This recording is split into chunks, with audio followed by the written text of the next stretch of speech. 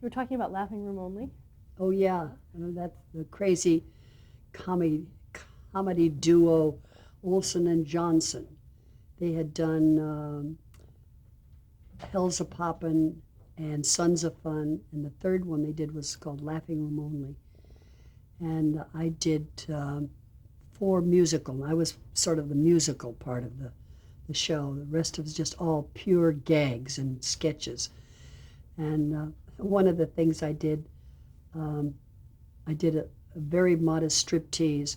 I was like a running gag through the show. I would come walking across in this gorgeous turquoise blue cape with jewels and everything on it, and I would stop in the middle. I'd do this strip walk, and I'd stop and pull from underneath my cape a stocking and a garter and a brassiere and underwears, things like that. And finally, after about the fifth time of my doing this cross, all during the show, I came out with six boys who were also in. Who, let me see. I'm not sure. They didn't come out right away because suddenly opened the cape and I had long underwear on. And then six boys came out and we did a dance together. Me in my underwear and six boys in their underwear. It was ridiculous. How did you come to meet Larry Parks? Well, that's a kind of wonderful story. I came out here to play a club. In the meantime, I had played a club called the Martinique in New York, which was kind of a wonderful place. Danny Kaye had played there. It had a wonderful reputation.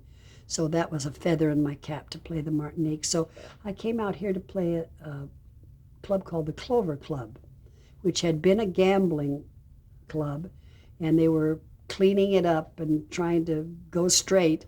And I think I was their first act, and I think I was their last act. It was right next to Ciro's on the Strip. Anyway, I had a mutual friend here, a man named Sammy Locke, who had written sketches for the Flatbush Arts Theater. Everything is connected. And Larry had knew him and asked him. Larry was producing an evening of comedy at the Actors Lab, and he asked Sammy if Sammy had any musical comedy sketches. He was going to have Chekhov's The Bear, Lottie Gosler, who was a dance mime, do a comedy thing, an Irwin Shaw play, which was a comedy. So he thought he would like to have a musical comedy sketch. And so Sammy said, yes, there's a very funny one about Hollywood. And the gal who did it on Broadway is here in town. Maybe she'll do it for you. So Sammy took me over to the Actors Lab, and I met this very attractive man. And I didn't really know what his capacity was, except that all during rehearsal he kept sticking his head in and saying, is everything all right? And finally, one day after rehearsal, he came up and said, may I take you for a cup of coffee? And I said, sure. So he took me to Brittingham's, which was the cafeteria and cafe right near Columbia Pictures, where all of the people who worked at Columbia hung out. And I guess Warner Brothers and all those studios down on Gower would all go to Brittingham's, which is on Sunset, I believe. But instead of taking me into the cafeteria, he took me into the cocktail lounge and bought me a champagne cocktail. So that should have been a sign, I guess. And then he drove me up on Mulholland, and we looked out at the gorgeous view. I know exactly where that is now. It's just beyond Outpost Road. And at one point he turned to me and he said, you're the girl I'm going to marry. And I said, sure, okay. But I didn't take him seriously. So then I went back to Chicago to do another club date. And it just happened that Larry was from Joliet, Illinois. And he said, when you're in Chicago, would you mind going over to Joliet and meeting my mother? Which I did. And I fell in love with her. She was just a great lady. And she showed me all of Larry's baby pictures and everything. I remember thinking, "Ooh, would I love to have a little boy like that?" Of course, I ended up having two little boys like that. So that we met in May, and I went back to New York to work and lost about 6, 7 pounds. And my mother finally said, "I think you better get married." So I was losing weight, pining away. So I called Larry and I said, "Were you serious?" And he said, "Absolutely." So I flew out to California in September. And I'll never quite understand how this happened, because after I got to know Larry, he was the kind of person that did research before he bought a toothbrush, and everything he ever did was so careful and really conscientiously investigating things before he would ever make such a big decision as getting married. And how he happened to do that with me, I'll never quite understand. What year were you married? 1944, September 8th. And then you moved out to Los Angeles? Yes. Well, I had a contract to then do the Olson and Johnson show.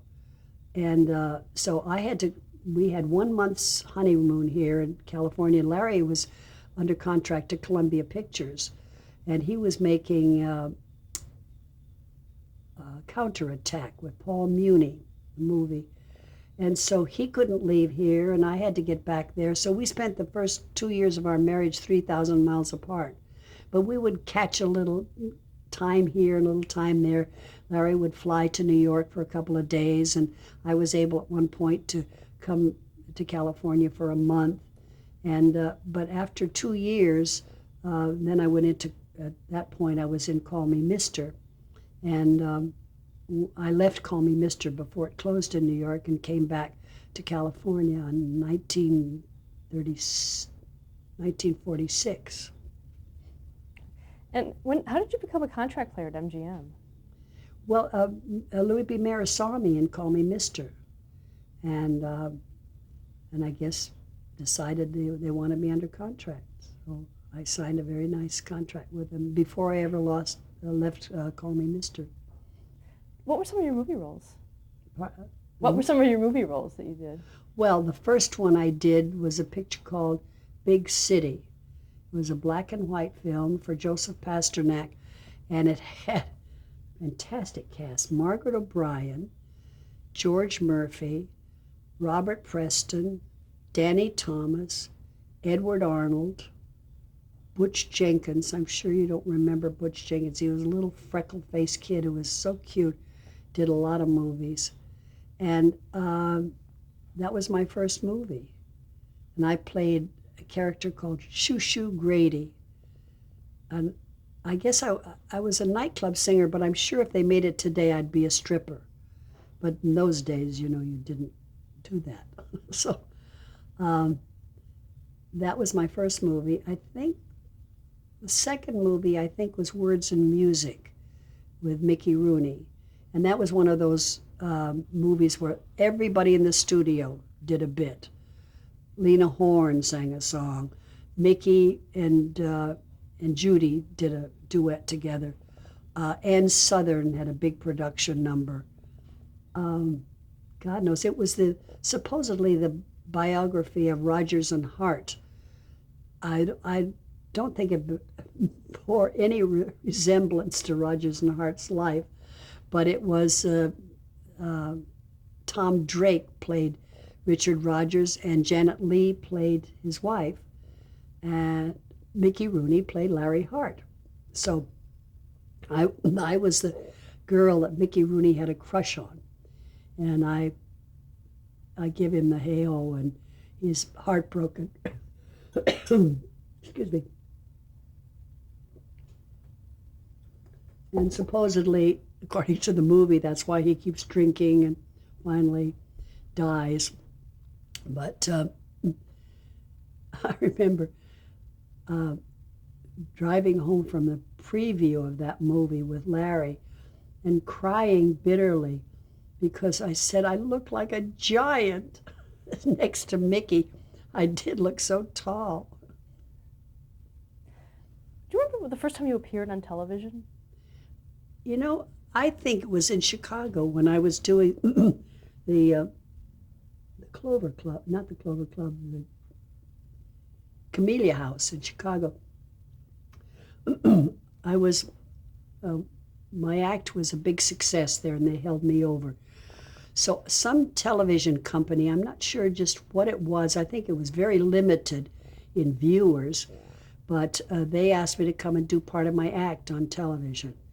And I remember doing that. I think I must have done maybe 15 minutes of my act. And I imagine no more than 400 people ever saw it. I think it was just, for sets that were in that area. Do you have any memories of the process of being on a Well, all I know is it was very hot.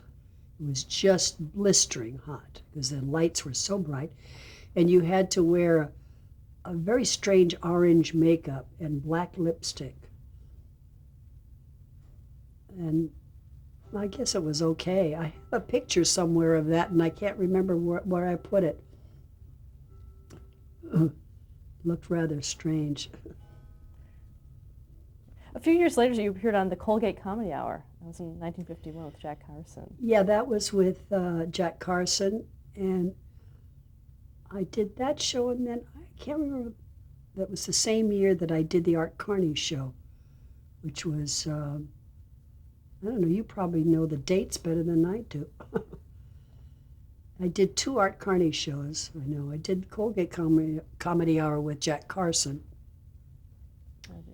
The Art Carney shows were in the 60s. Well, you see, it's all telescoped in my mind. Another thing you did was All-Star Review with Danny Thomas. That's right, yeah. Yeah, and that was, I can't remember if I did 1 or 2 with Danny. One of them was with James and Pamela Mason, and that was so much fun because they did a sketch where they were husband and wife, and then Danny Thomas and I,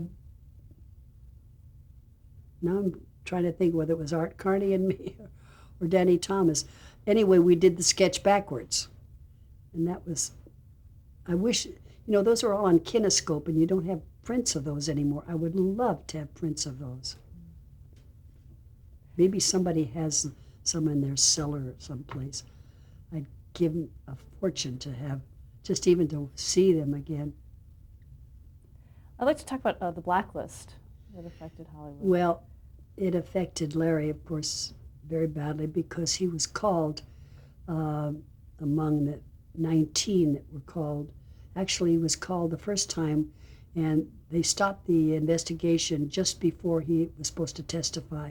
Then he was called back several years later, but we had that hanging over us for several years, knowing that he probably would be called back again, and we lived on kind of tenterhooks because of that. When he was called, he chose to admit that he had been a member of the Communist Party, but he did not want to name names, which to me is very understandable. They were very adamant and took him into private session, and it was a very humiliating time for him and for me too. And I suspect, and Larry told me once, he thought this was true, that I was supposed to be called too at the same time, but I was 9 months pregnant, and I don't think they thought it was a good idea to get me up on stand. It's not a very good picture. Oh, why was he called up in 47? Well, because he was on a list of what they call subversive people, because he had been a member of the Communist Party, which, everyone sort of well-thinking people in those days were allied with progressive organizations because they were the only ones that were doing anything about discrimination, about better housing, and things like that. And you felt a sense of justice. You wanted to be part of it. And certainly that's why I was. My involvement seemed to be mostly doing benefits. I was doing benefits for every good cause. And, and you know, Larry's was quite slight, but, it was all for causes that were understandably that you would be sympathetic to. Before he was called, what was the state of his career? Well, at that point, he had done the Jolson story. So he was a big star. I've always felt that that's why he was called, because he was good headlines. And the day that he testified, was called up, the headlines on the newspapers were that big. Larry Parks admits being commie. The very next day, Truman dismissed MacArthur, and the headlines then went to that item. But it's funny because Larry's headline was above something very world-shaking. I don't know what it was, but it was something like Pearl Harbor. Wasn't Pearl Harbor, but something like that. And there were just little headlines for that. And this big, huge headline, because he was a big star. He's a big Hollywood star.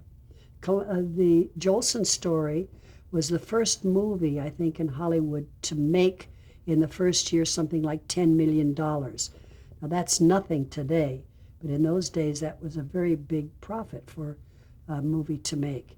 And he was famous all over the world. We went to London and played the provinces in England 3 times, and Larry was like Frank Sinatra, the screaming fans and everything. So that picture was very popular every place, in Europe as well as the United States. So, as I say, he was big headlines for the committee. And how was he treated after that? Well, it's a very hard thing. He was not hired. That was the thing. And you could never put a face on it. You just find out that he was up for something, and then all of a sudden somebody said, no, he's not hireable. And you couldn't track it down to any one person. Or I know our manager lawyer was thinking that he could sue somebody if he could just put a name on that person and say, you have no right to keep this person from working on the basis of his political beliefs. And but you could never tie it down to any person or organization or anything. Would he get a job and then would he be rescinded? How did that work? Well, a couple of times he was up for something. The most ironic one was there was a big television show that was going to be based on heaven. And all the great entertainers were in heaven, great comics and, people. And so naturally, Larry was up for the part of Al Jolson. And all of a sudden, the job was not there. He was supposed to get the job, and then all of a sudden they said they changed their mind. And the excuse was he was not the type, which you have to laugh, But that kind of thing happened. We went to New York once to be on the Arthur Murray show, and we were hired and had a contract, signed contract and everything. We got there, and all of a sudden we were told we would not be on the show.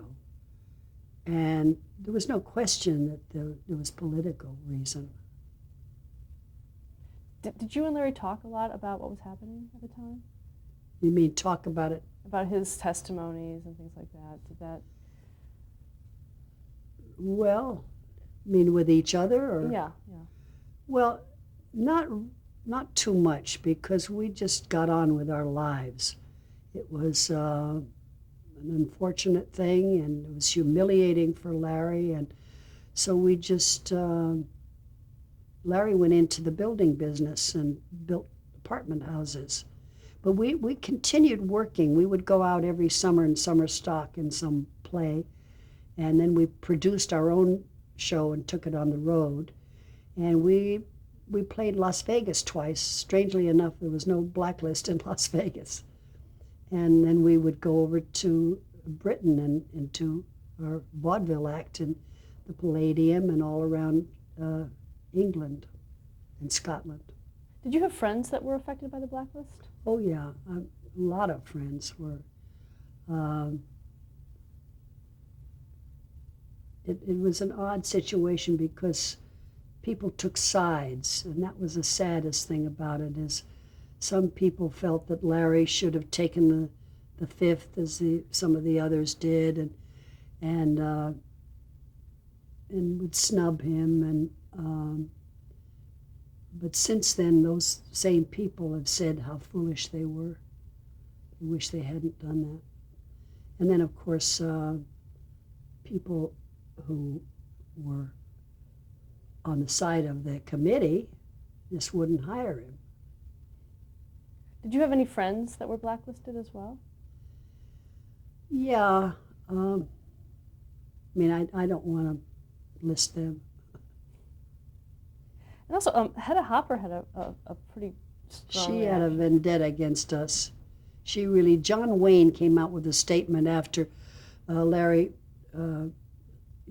said that he had been a communist, saying, well, it takes a man to admit, something like that. And Hedda Hopper came out and said, blasted John Wayne for saying that, as though he hadn't the right to, pat Larry on the back in any way.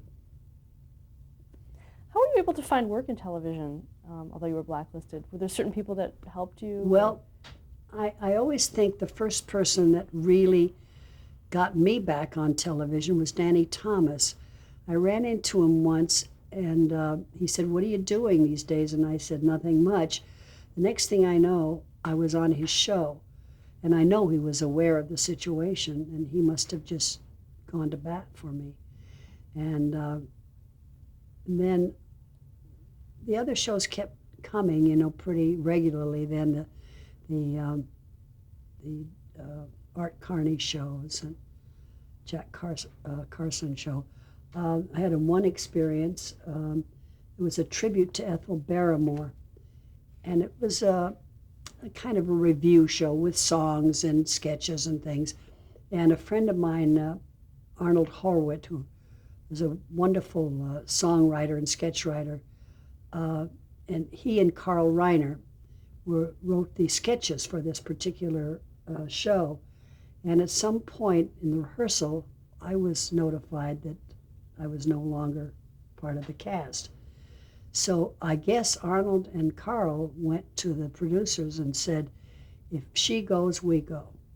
And the next thing I know, I was reinstated, and nothing was ever said about it.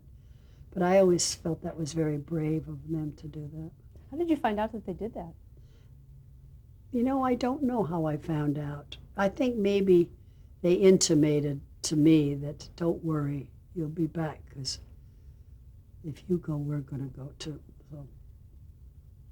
Did the blacklist exist in the theater as well?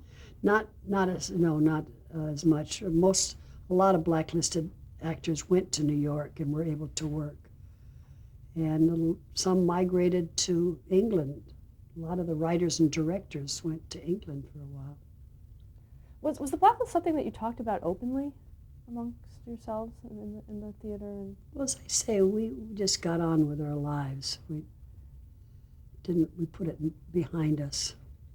Do you think that's more because of your personalities, or?